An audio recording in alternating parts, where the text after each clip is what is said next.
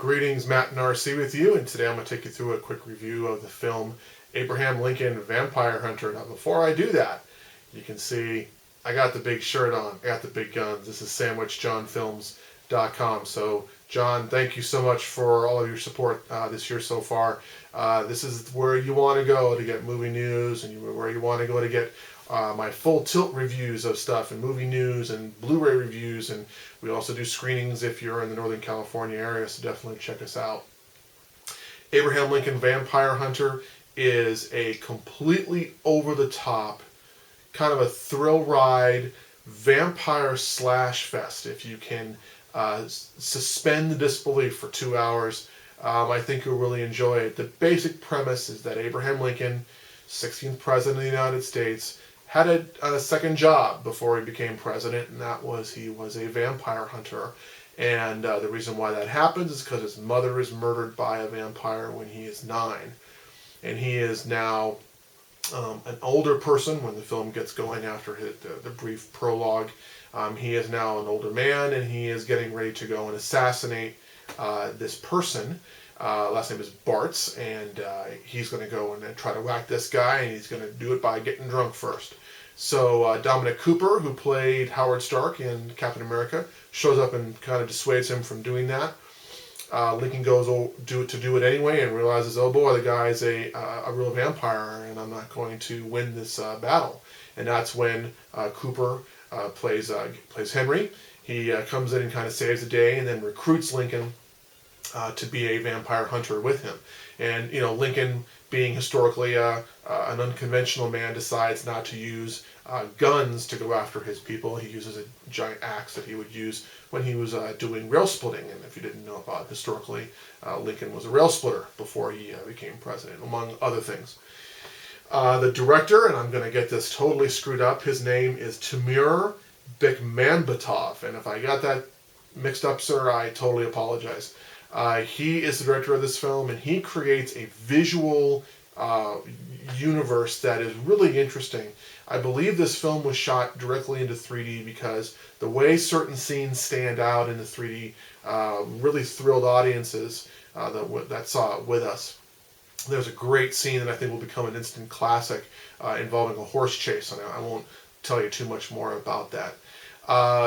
Lincoln then meets Mary Todd, and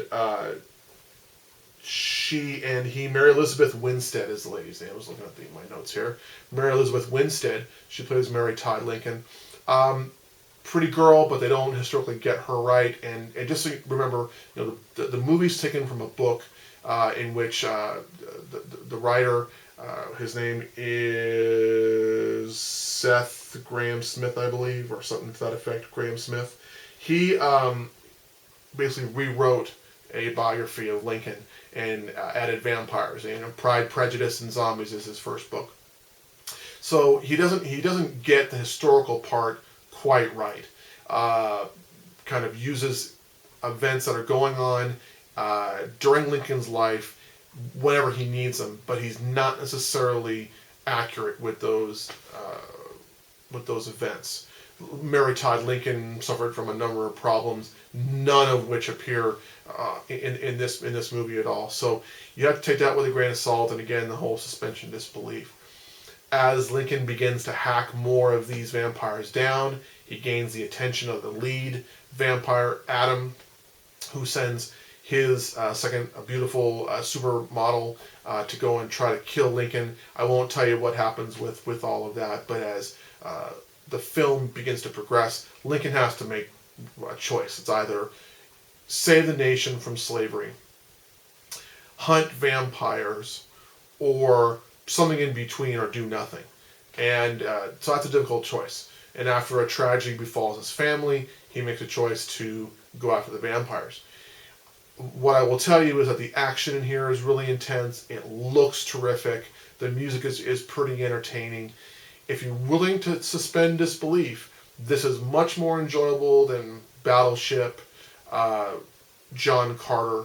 It's on my list. It's nowhere near Safe House or The Gray or some of my favorite films of the year so far, The Avengers, Moonrise Kingdom. It's not in that category at all, but if you're looking for a great Saturday evening film to kind of chill out and have a good time with, that's this. If you're looking for a real historical drama, folks, ain't gonna happen here. Wait until December, until Spielberg releases his biopic on Lincoln that, from all indications, is going to be as close to Lincoln's story as possible. I'd say don't go see Abraham Lincoln Vampire Hunter first week. Go see another film maybe you've missed before, Hunger Games. As I mentioned before, a couple of other films that might still be out in the theaters. Go see those and then go catch up on Vampire Hunter. You'll like it, but I would hate to have you pay full price to go and see it. If you're on Twitter, you can catch me out at the address listed right about there.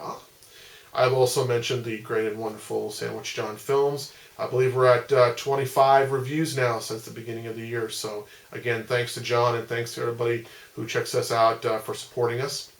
I also write Blu-ray reviews for highdefninja.com. So we'll throw that link in there too. And then the other side I write for is onepercase.net, where we write about everything cool and everything awesome. And please check us out at San Diego Comic-Con. We'll be there soon. All right, this is Matt Narcy. Peace.